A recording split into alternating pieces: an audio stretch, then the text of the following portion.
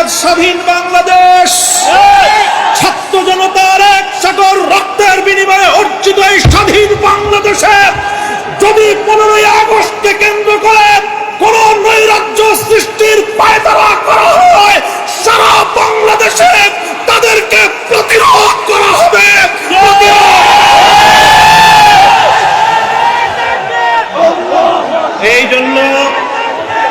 এই জন্য আমরা বৈষম্য বিরোধী ছাত্র আন্দোলনের নেতৃবৃন্দ অন্তর্বর্তীকালীন সরকারের দায়িত্বশীলদের পাশাপাশি হেফাজতে ইসলামের নেতা কর্মীদেরকে আমি আহ্বান জানাতে চাই, আগামীকাল 15ই আগস্ট, 16ই আগস্ট এবং গোটা আগস্ট মাস জুড়ে আমাদেরকে সতর্ক থাকতে হবে।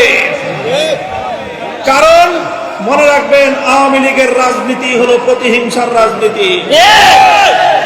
1975 সালে 3.5 বছরের অপশাসনের যুগে শেখ মুজিবুর রহমান সাহেব নির্বিচারে দেশে 30,000 যুবককে হত্যা করেছিল। এদেশের বাকশাল কায়েম করার মধ্য দিয়ে মানুষের সকল অধিকারগুলো তিনি হরণ করেছিলেন। অধিকার হারা মানুষ তখন তারা ক্ষুব্ধ হয়ে ধানমন্ডির 32 নম্বর বাড়িতে অভ্যুত্থান পরিচালনা করেছিল। তখন এই শেখ হাসিনা ঘোষণা দিয়েছিল যে জাতি তার বাবাকে হত্যা করেছে তিনি সেই জাতির কাছ থেকে প্রতিশোধ গ্রহণ করবেন। বিগত 45 বছর ধরে শেখ হাসিনা প্রতিশোধের রাজনীতি করেছেন, প্রতিশোধ দিয়েছেন আমার বাংলার তাওহীদ জনতার বিরুদ্ধে, প্রতিশোধ দিয়েছেন বাংলার স্বাধীনতাকামী মুক্তিকামী জনতার বিরুদ্ধে, প্রতিশোধ দিয়েছেন বাংলাদেশের ছাত্র জনতার বিরুদ্ধে, প্রতিশোধ দিয়েছেন এদেশের হেফাজতে ইসলামের লক্ষ লক্ষ নিরপরাধ মানুষের বিরুদ্ধে।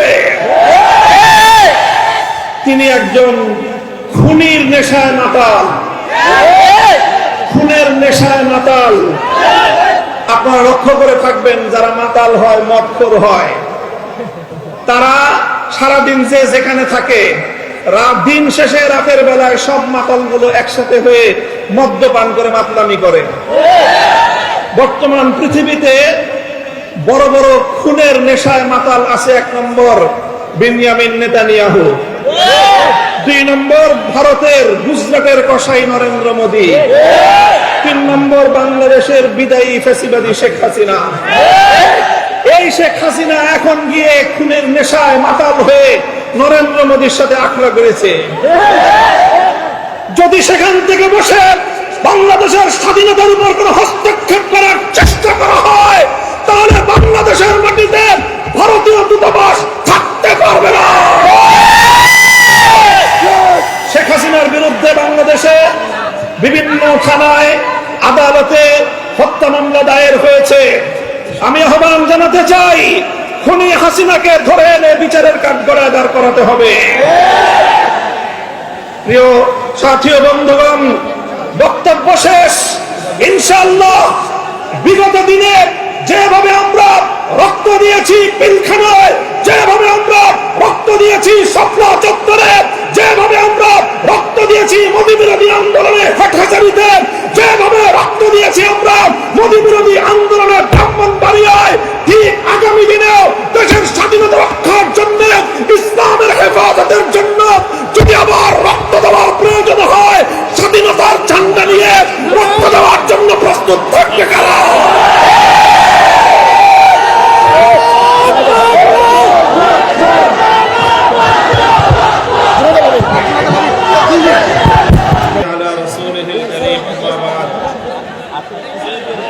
সংক্ষিপ্ত দুটি কথা। আমি সর্বপ্রথম অন্তর্বর্তীকালীন সরকারকে ঐতিহাসিক সিদ্ধান্ত গ্রহণ করার জন্য ধন্যবাদ জানাই। তারা বলেছেন নাকের ডগায় শত শত শহীদের লাশের গন্ধে পার হয়ে 50 বছরের সেই পুরনো কোন নিহত ব্যক্তির জন্য জাতীয় শোক দিবস পালন করার কোন অর্থ হয় না। এজন্য 15ই আগস্ট শোক দিবস বাতিল ঘোষণা করে একটি ঐতিহাসিক সিদ্ধান্ত গ্রহণ করেছে। এজন্য আমি অন্তর্বর্তীকালীন সরকারকে ধন্যবাদ জানাই। আরেকটি বিষয় আমি দেশবাসীকে সতর্ক করতে চাই, হেফাজতে ইসলামের নেতা কর্মীদেরকে সতর্ক করতে চাই। ইতিমধ্যে আপনারা বিভিন্ন যোগাযোগ মাধ্যম, সামাজিক যোগাযোগ মাধ্যমে দেখেছেন পরাজিত শক্তির ফ্যাসিবাদী নেত্রী জালিম শাহী শেখ হাসিনা নরেন্দ্র মোদীর ঘরে বসে বাংলাদেশের অভ্যন্তরে 15ই আগস্টকে কেন্দ্র করে বিশৃঙ্খলা সৃষ্টি করবার জন্য তিনি উস্কানি দিচ্ছেন। বলতে চাই, আওয়ামী লীগের, যুবলীগের, ছাত্রলীগের যারা বিগত 15 বছর পর্যন্ত হাতুড়ি লীগের ভূমিকা পালন করেছেন, মনে রাখবেন এখন বাংলাদেশ আর সেই 16 বছরের ফ্যাসিবাদী পরাধীন বাংলাদেশ নয়। এই বাংলাদেশ আজ স্বাধীন বাংলাদেশ। ছাত্র জনতার এক সাগর রক্তের বিনিময়ে অর্জিত এই স্বাধীন বাংলাদেশে যদি 15ই আগস্টকে কেন্দ্র করে কোন নৈরাজ্য সৃষ্টির পায়তারা করা হয়, সারা বাংলাদেশে তাদেরকে প্রতিরোধ করা হবে।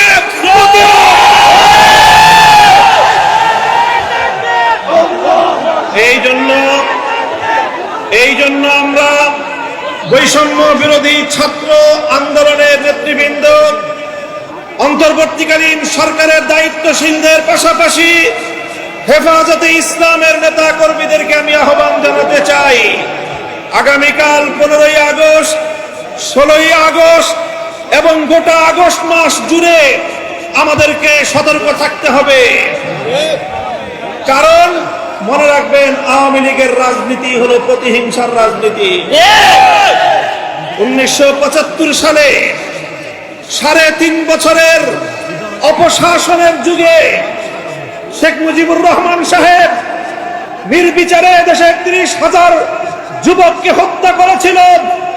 এদেশের বাকশাল কায়েম করার মধ্য দিয়ে মানুষের সকল অধিকারগুলো তিনি হরণ করেছিলেন। অধিকার হারা মানুষ তখন তারা ক্ষুব্ধ হয়ে ধানমন্ডির 32 নম্বর বাড়িতে অভ্যুত্থান পরিচালনা করেছিল। তখন এই শেখ হাসিনা ঘোষণা দিয়েছিল যে জাতি তার বাবাকে হত্যা করেছে তিনি সেই জাতির কাছ থেকে প্রতিশোধ গ্রহণ করবেন। বিগত 45 বছর ধরে শেখ হাসিনা প্রতিশোধের রাজনীতি করেছেন, প্রতিশোধ দিয়েছেন আমার বাংলার তাওহীদ জনতার বিরুদ্ধে, প্রতিশোধ দিয়েছেন বাংলার স্বাধীনতাকামী মুক্তিকামী জনতার বিরুদ্ধে, প্রতিশোধ দিয়েছেন বাংলাদেশের ছাত্র জনতার বিরুদ্ধে, প্রতিশোধ দিয়েছেন এদেশের হেফাজতে ইসলামের লক্ষ লক্ষ নিরপরাধ মানুষের বিরুদ্ধে।